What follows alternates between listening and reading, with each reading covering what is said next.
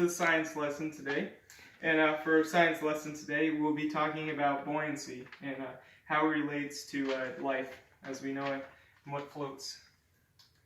So for our 2-minute quick write, we have we'll write it on the back of our worksheet here, but here we've got a picture of the Titanic. What do you think made the Titanic float? So we'll write that for a couple minutes.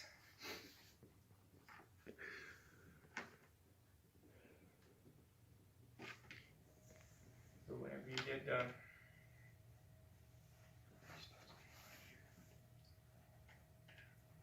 No cheating. Keep your eyes on your own paper.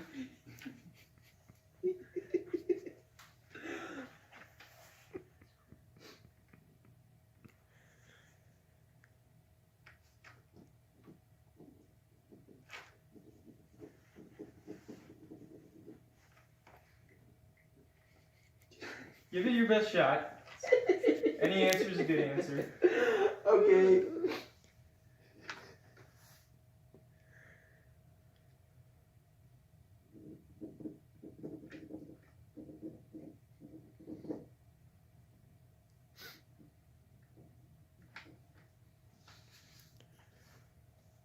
Not gonna lie, I aced that. That's good. We'll share in a bit when we're done. Okay, so what do you? Your paper. It's my paper, but that's okay. All right, what do you guys got? What's yours? Some sort of scientific process that allows it to float because of the shape of it, like the shape of the bottom of the boat. Shape of the bottom of it. That is good. That is part of it. I wrote bottom of boat. Bottom of boat. Okay, that is good. Yeah, the bottom of the boat does have to do with it, and we will figure out as we make our boats how that relates to it. So that was a good activity we did there. Some good thinking. And today the objectives that we're going to go through and that explain the physics of buoyancy are: students, you, will be able to explain and give examples of buoyancy. Students will demonstrate their understanding of buoyancy and apply its properties to their boats. Students will analyze the results of their trials and compare it to other data from their boats. Students will be able to illustrate their understanding of buoyancy and its properties through an exit slip at the end of class. So we're going to make our boats pretty soon. So get started on that. So, alright, let's build our boats. So we're going to fold our tin foil into whatever shape we think would work the best for our boats. And we'll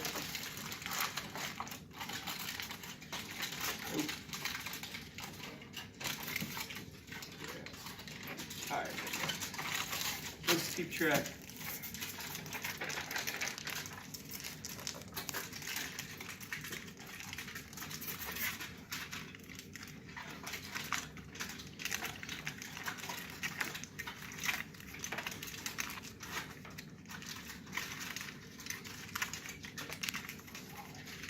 What kind of design are you going for there? One that water does not get in. That is, yep.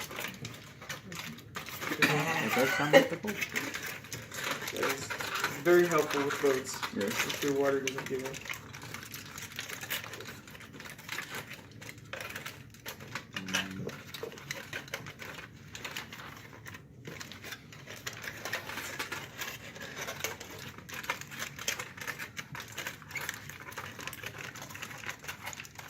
Solid. Thank you.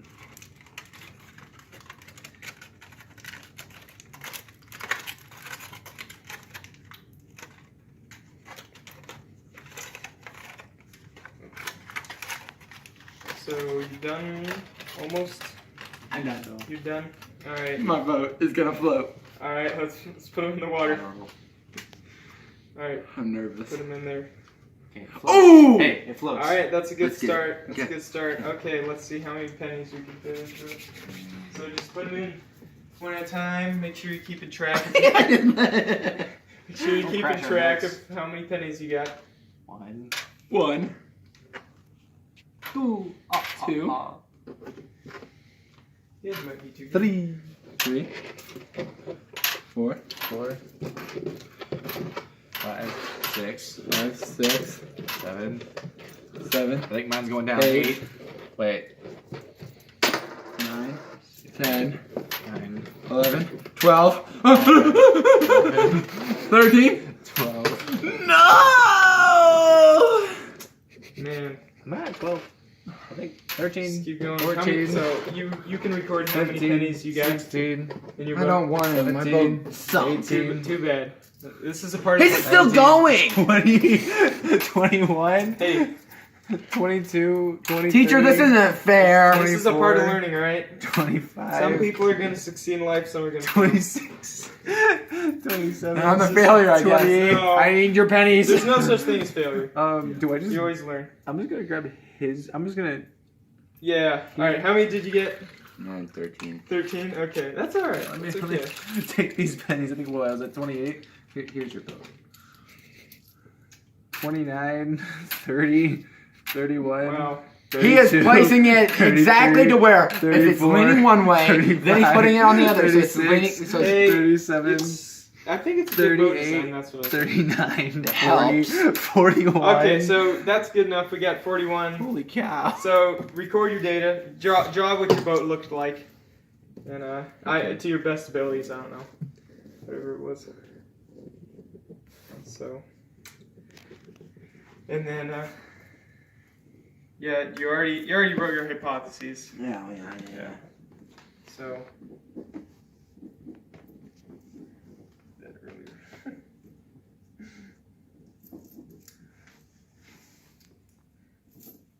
Teacher, my handwriting is terrible. That's all right. It's okay. 13. I saw a 13. 13. Solid 41. Okay. All right, we'll fill out the rest of the sheet as we go along. I watch a video explaining buoyancy here and how it works. So, oh, we got it. Oh, never mind.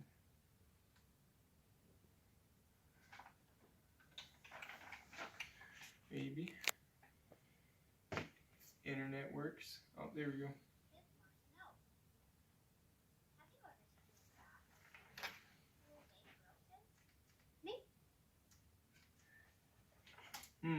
Maybe you've noticed that there are some things that make really good bath or pool toys, and other things, well, not so much. The term buoyancy refers to how well something floats or sinks. If something is able to float, we would say that it's buoyant. So, what makes something float or sink? Generally, we can determine if something can float by feeling its weight. Usually, if something is light, it floats or is positively buoyant. If it's heavy, then it sinks or is negatively buoyant. This is an easy enough explanation for us to accept, right? But the idea becomes shaky when we consider why something really, really heavy, like a cruise ship, is able to float. To understand this, we need to understand the concept of density. Density is the amount of stuff or mass something has inside of it, compared to its volume or size. For example, if we look at this bucket full of sand, we would say that it's more dense than this identical empty bucket, because the bucket full of sand has more stuff. It's got more mass. Another example is this bowling ball. It has more mass than a basketball because a basketball is full of air, but a bowling ball is full of stuff. So even though the bowling ball is smaller, it's more dense than the basketball. So what does this have to do with buoyancy? The next concept we need to tackle is called Archimedes' principle. Archimedes was a mathematician and philosopher who lived in ancient Greece. He had been stumped on a problem he was trying to figure out for the king, so he decided to take a bath. When he was sitting in the bath, he noticed that the water level rose when he went into the bath. Let's pretend that this block is Archimedes. See how the water level goes up when the block goes into the water? This means that in order to make space for his body in the bath, the water had to get pushed around in the bath, making the water level rise. The story goes that he was so excited by this discovery that he jumped out of the bath and ran naked down the street to his laboratory shouting, "Eureka!" which means, "I've got it!" Basically, what Archimedes' principle helps us to understand is that if an object is heavier than the amount of water that it's displaced, or is something very dense, the object will sink, like the bowling ball. And if the object is lighter than the amount of water it is displaced, or something not very dense, the object will float, like the basketball. So, back to our cruise ship problem. Even though a cruise ship is very heavy, it's also very, very large. Most of the ship is also hollow, so it's not as dense as you might think. Because of this, just like the basketball, the ship is actually lighter than the water it's displaced, causing it to float. Did you know? Submarines dive by allowing water to fill part of the submarine, called ballasts. The air gets vented out until the density of the sub is enough to make it sink. Ships also use ballasts for balance. Without them, they have a tendency to tip in windy weather. Thanks for watching, and don't forget to subscribe. For that video, we have some key terms from it that I just want to go over and make sure we understand. So we got density here, which is the amount of mass something has relative to its volume. So what object in the video had more mass than the other object? Yeah. It was the bowling ball, right? Yep, the bowling ball had more mass than the basketball there. So mass, how much something weighs? The bowling ball had more mass. It weighed more than the basketball there. Now volume, amount of space an object takes up. What had more volume in the video?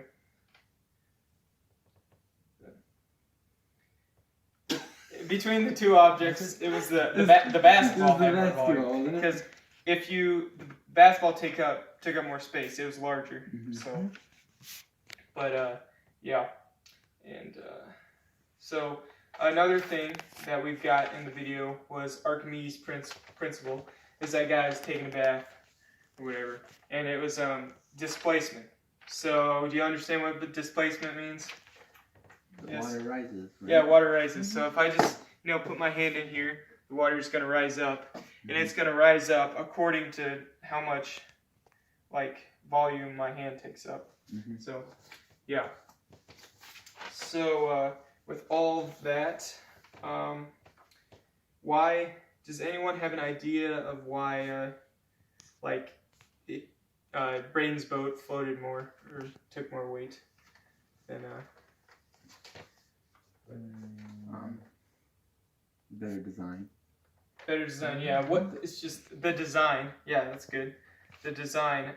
Part of the element of the design was, if you look at them, well, you kind of crumpled yourself, but yours had less surface area on the bottom, so it had less stuff touching the water, and it had the weight more. It wasn't evenly dispersed as much. So, but Braden's he had a large surface area on the bottom of his, so his volume was more because his object took up more space according to the water, and so he could use more mass. Now your volume was less, so it just didn't take as much mass. So our conclusion we've got here is that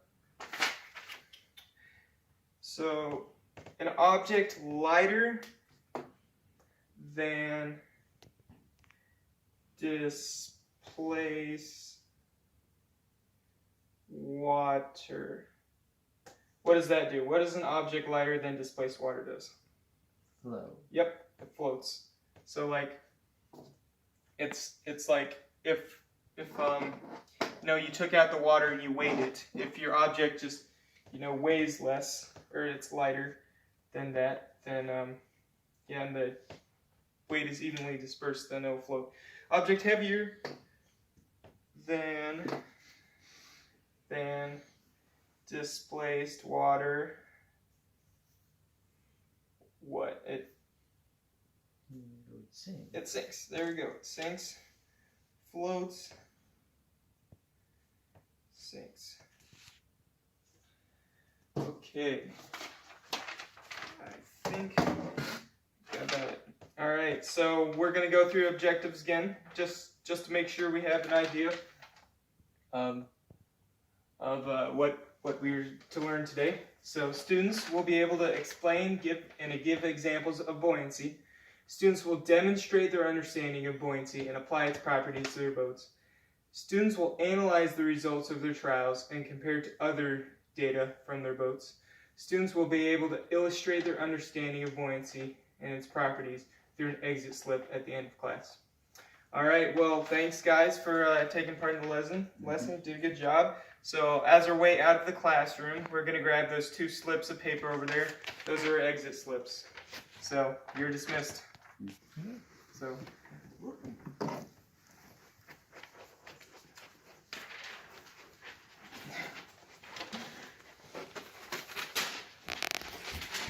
Solid. All right.